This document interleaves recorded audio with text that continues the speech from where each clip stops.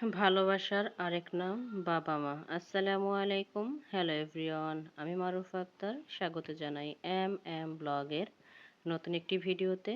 দূরে এবং কাছে যে যেখান থেকে আমার ভিডিওটি দেখছেন সকলকে জানাই অসংখ্য ধন্যবাদ। এই তো ভিডিওটি শুরু করলাম। নতুন একটা ভিডিও নিয়ে আপনাদের কাছে চলে আসলাম। সকালবেলা একটু বারান্দায় এসেছি। বড় দুই মেয়ে মাদ্রাসায় চলে গিয়েছে। ছোট মেয়ে উঠে গিয়েছে। ওকে নিয়ে একটু বারান্দায় আসলাম। এসে দেখলাম বেগুন গাছটা লাগিয়েছি প্রায় ১ মাসের উপরে, কিন্তু এখনও টিং টিং করে বেড়াচ্ছে। তাই আমি যে বাসায় সবজির খোসা দিয়ে সারটা বানাই, সেই সারে দিয়ে দিলাম, একটু ছড়িয়ে ছিটিয়ে দিলাম, আর গাছের গোড়াটা একটু ফাঁকা রাখলাম যাতে গাছের গোড়ায় লেগে গাছটা পচে না যায়। এইটা দেখেন, মাশাআল্লাহ, আজ বৃহস্পতিবার, খুব সুন্দর ঝলমলে রোদ্দুর উঠেছে। এই তো কাজ শেষ করে চলে আসলাম বেডরুমে। এই ভিডিওটুক ছিল গতকাল রাতের। যেহেতু আজকে আমার বাসায় মেহমান আসবে, আর কারা আসবে ভিডিওটি দেখতে থাকুন, অবশ্যই জানতে পারবেন। তাই আমি আগের দিন রাত্রেই বেডের চাদরগুলো উঠিয়ে বেডে নতুন চাদর বিছিয়ে দিয়েছি, আর সেটা এখন শেয়ার করতেছি। কারণ একা হাতে সংসারের সমস্ত কাজ করে বাচ্চাদের সামলিয়ে আবার দুপুরে রান্না করা লাগবে, এগুলো করা আমার জন্য একটু কষ্টকর হয়ে যাবে। এর জন্যই মূলত কাজগুলো একটু আগের রাতে সেরে নিয়েছি। এখন বলি, ভিডিওর থাম্বনেল টাইটেল দেখে অবশ্যই বুঝতে পেরেছেন কে আসবে বা কারা আসবে। হ্যাঁ, আমার গর্ভধারিণী মা, আমার ভাইয়ের বউ মানে আমার ভাবি, আর ভাইয়ের 2 ছেলে, আমার ছোট 2 বাবা আমার বাসায় আসবে। এর জন্যই মূলত আগের দিন রাত্রে এই বেড গুছিয়ে রেখেছি। আর এই রুমে আমার ভাবি তার ছোট বাচ্চা নিয়ে ঘুম পড়বে, এর জন্য একটা ক্লথ দিয়ে দিলাম। কারণ আমার বাবাটা মাঝে মাঝে পানি ছেড়ে দেয় বিছানায়, এর জন্য। আর এদিকে আমার বিছানার চাদরটাও চেঞ্জ করে নিলাম। ভিডিওর এই মুহূর্তে একটা কথা বলি, যদি ভিডিওটি কেউ দেখা শুরু করছেন তাহলে প্লিজ অবশ্যই একটা লাইক দিয়ে পুরো ভিডিওটি কন্টিনিউ করবেন। আর যদি নতুন কেউ এসে থাকেন, প্লিজ ভিডিওতে কেউ স্প্যাম কমেন্টস করবেন না। আমার কমিউনিটিতে একটা লেটার রেখে যাবেন, আমি সময় মতো সুযোগ মতো আমি আপনাদের কাছে পৌঁছে যাব। আর কিছু কিছু আপুরা আছে সাবস্ক্রাইব করে, আবার একটু যেতে দেরি হলে তারা সাবস্ক্রাইব কেটে নিয়ে যায়। জানি না এরা কোন মন মানসিকতার মানুষ, আল্লাহ তাদের হেদায়েত দান করুক, আমিন। এই তো কথা বলতে বলতে টেবিলের ক্লথের নিচে যে কাপড়টা দেওয়া থাকে ওটাও চেঞ্জ করে নিলাম, সেই সাথে একটা রানার বিছিয়ে দিলাম। এখন পুরো টেবিলটা গুছিয়ে নেব। গত ভিডিওতে আমার আপুরা আমার জন্য অনেক অনেক দোয়া করেছেন। যেসব আমার আপুরা আমার জন্য দোয়া করেছেন তাদের জন্য অন্তরের অন্তঃস্থল থেকে অনেক অনেক দোয়া এবং ভালোবাসা। আসলে আল্লাহ তাআলা কার দোয়া কখন কবুল করে নেয় আমরা কেউ বলতে পারি না।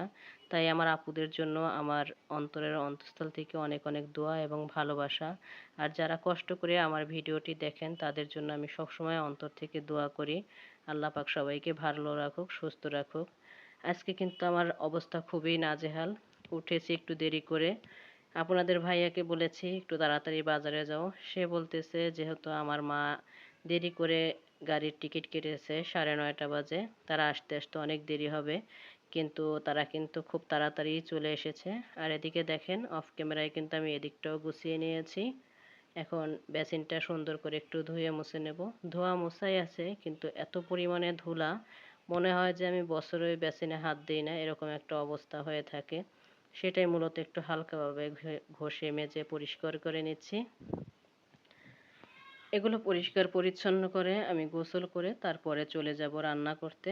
হ্যাঁ, গোসল করার আগে কিন্তু আমি অনেকগুলো কাপড় চোপড়ও কেচেছি, তারপরে মূলত রান্না করতে এসেছি। এই তো আজকে রান্না কিন্তু পুরোপুরি শেয়ার করতে পারিনি, কারণ আমি রান্না করতে করতে আমার মেহমান সব চলে এসেছে। আর আপনাদের ভাইয়াও একটু বাজারটা দেরি করে এনেছে, এর জন্য মূলত আমার রান্না করতেও দেরি হয়ে গিয়েছিল। না হলে আমি মেহমান আসার আগে প্রস্তুতিগুলো 2-1 দিন আগে থেকেই নিতে থাকি।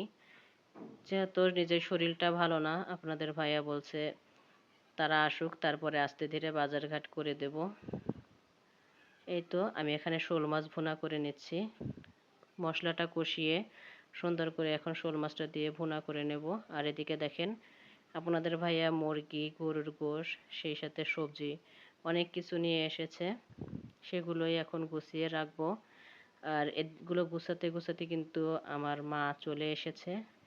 এই তো শোল মাছটা কষানো হয়ে গিয়েছে, আমি অফ ক্যামেরায় ঝোল দিয়েছি, এখন কিছু টমেটো কেটে দিয়ে দিলাম।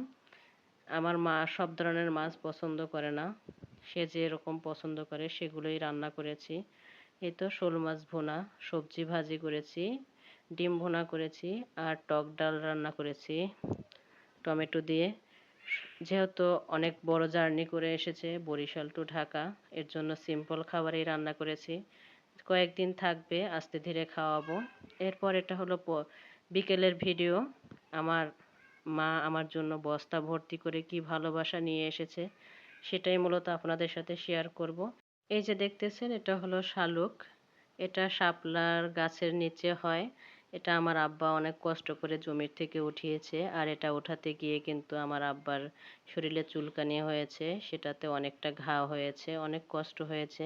আর দেখেন গাছের একটা চালতা ছিল, সেটাও নিয়ে এসেছে। আর এই যে আমার ভালোবাসার কচু, আমার মা বস্তা ভর্তি করে কচু নিয়ে এসেছে, কারণ কচু জিনিসটা, তরকারিটা আমার কাছে অনেক পছন্দের। আর এই দেখেন এখানে কিছু শাক এনেছে।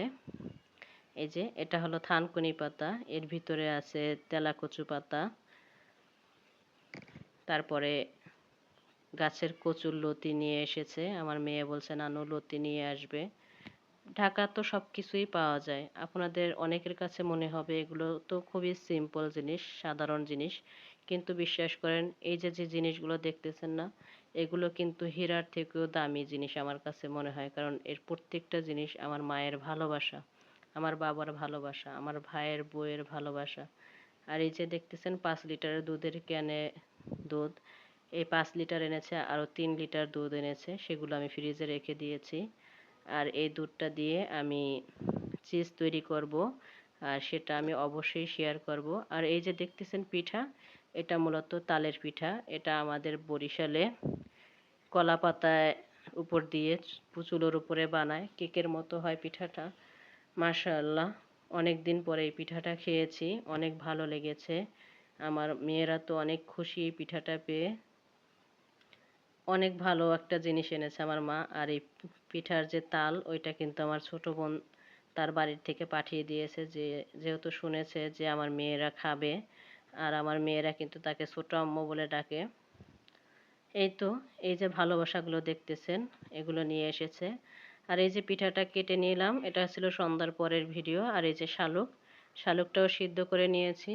আর এই শালুকটা কিছুটা আমার মা ছিল, সেটাই যখন সিদ্ধ করেছি উপরটা কালো হয়ে গিয়েছে, কিন্তু শালুকগুলো অনেক মজার ছিল, একটু তিতে লাগেনি, খুব খেতে ভালো লেগেছে। আমার মেয়েরও অনেক পছন্দ করে খেয়েছে। আসলে বাবা মায়ের ভালোবাসা কোনো কিছু দিয়ে কেনা যায় না। সবাই ভালো থাকবেন। আসসালামু আলাইকুম।